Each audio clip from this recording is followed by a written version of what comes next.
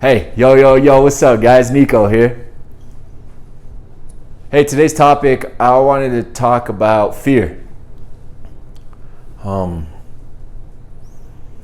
early days of recovery, withdrawal scared the piss out of me. And it scared the shit out of me too, literally. Withdrawals are very bad, guys. Very, very bad. And when you're in active addiction and when you're, surrounding yourself with other opiate users, you hear some stories about withdrawals. And those stories, they can become pretty intense. And they can cause a fear for having to deal with withdrawals. Well, fear is a reaction to a story that somebody just told me, right? In this story of withdrawals, I started creating a fear inside of me of withdrawals as a reaction to what I was being told. That's what I wanted to highlight with you guys today. Is that fear is a reaction. It's a reaction to something that's happening. It's a reaction to something that you've heard. It's a reaction to something that you may foresee. Fear in these contexts, guys, I'm specifically only talking about substances because I understand that fear is a very real emotion. But even if you look at it in other contexts, it normally is a reaction to something. Fear for me started to develop larger and larger the more stories I heard about withdrawals. I've been through withdrawals for both opiates and for alcohol. Neither are fun. Neither are enjoyable. And they both probably deserve to have some fear put inside of me. But that fear, again, guys, was a reaction. I call them a knee-jerk reaction because here's what would happen. I would start to feel a small symptom of withdrawals and I would start to create this story in my head where I would build up that small withdrawal into something that's larger. For me, withdrawals usually started in my hand and they're different for every individual. But I could start feeling this pain inside of my left hand normally and it would just spike and the tingle would just go up into my forearm. I can't really describe it, and I hope that you've never been through withdrawals. But if you are in active addiction, please don't let what I'm about to share with you scare you off, because that's not the intent. My intent is to draw attention that fear is a reaction to something. For me, guys, fear was a reaction to withdrawals.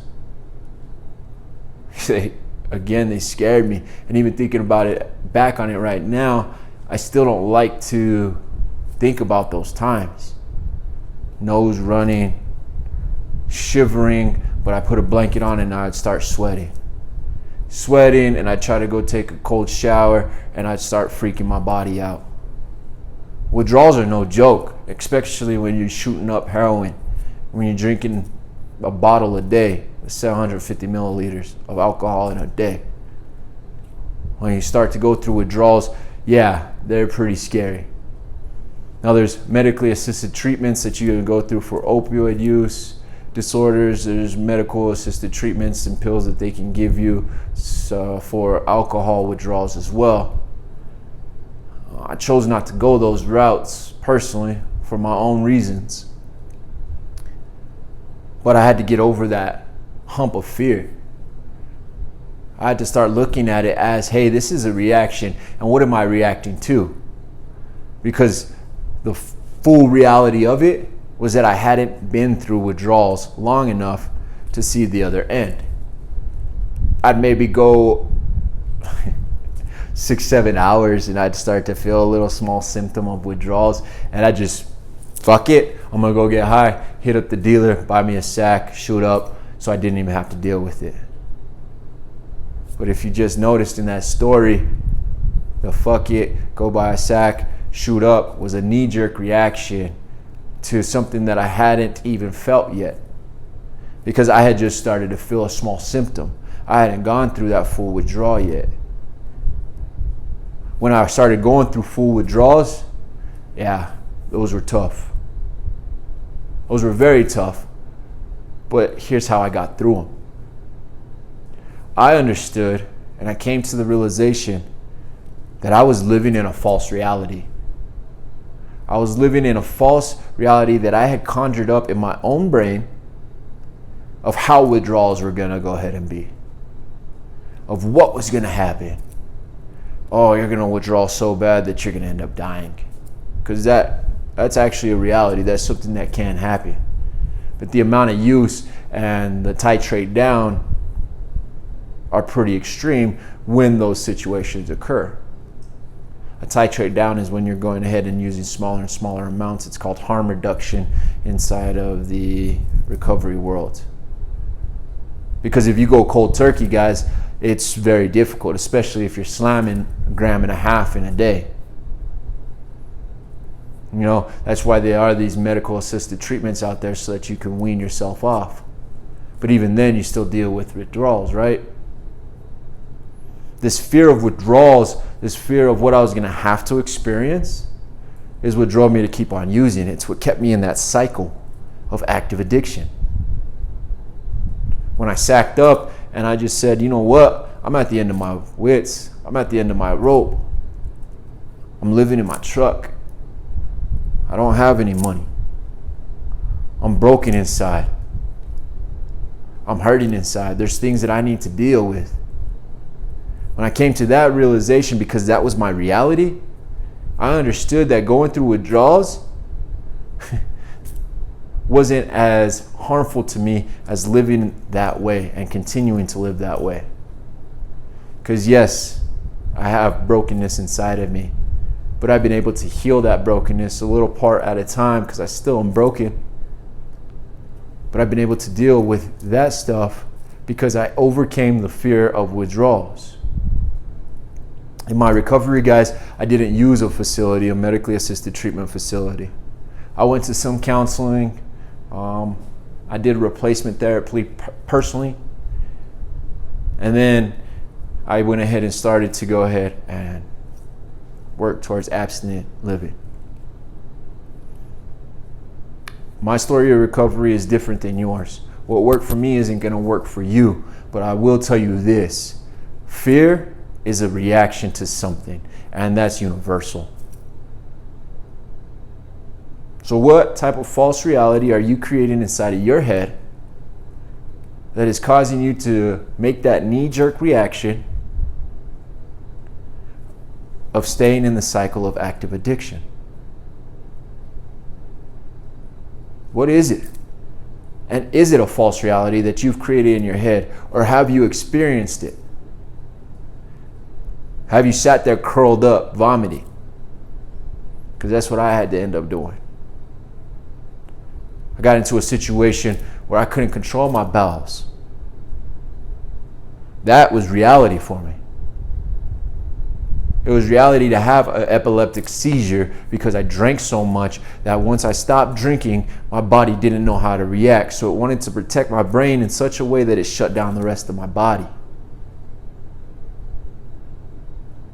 That didn't scare me as much as continuing to live an alcoholic lifestyle, continuing to live a heroin addicted lifestyle, because those lifestyles kept me distracted from the root causes of my addiction.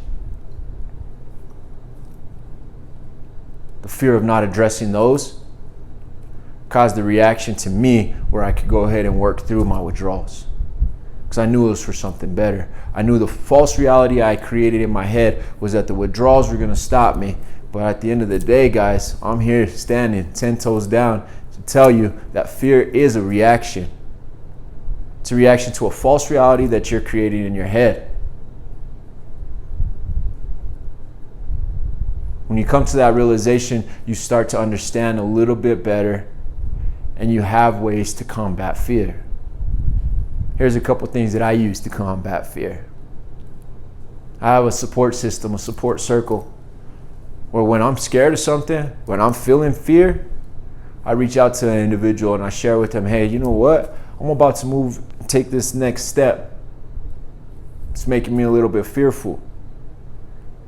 And they remind me and they speak truths over me like, hey, X, Y, and Z. It's different for each situation, guys, and it's different for each individual. But you do need to have a support circle around you that you can come to and you can combat these fears with.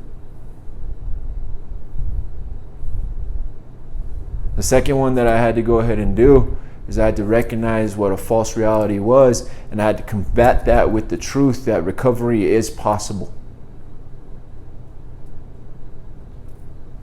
There's an old phrase that says, nobody thinks you can get it done until they see someone else get it done. And that's fucking truth right there. Research the first person to run a mile underneath 10 minutes. Perfect example. Nobody thought it could be done. But once it got done once, people started to repeat it. So if you haven't ever met anybody that has made it to recovery and continued that process for a long duration of time, I want to let you know there's plenty of us out there. Don't let the fear of recovery or the unknown of what recovery holds for you cause you to react into a way that you go back to that same addictive lifestyle, because that's not a healthy way to live. I want to see you succeed. I want to see your movie end in just glory. I want to see you survive and thrive, but you're the one that has to do it. You're the one that has to make the decision that you're no longer going to be bound by fear, but you're going to go ahead and explore it and combat it with a strong circle and the truth that recovery is possible. End of the day, guys, when I overcame fear, I realized I had no halo.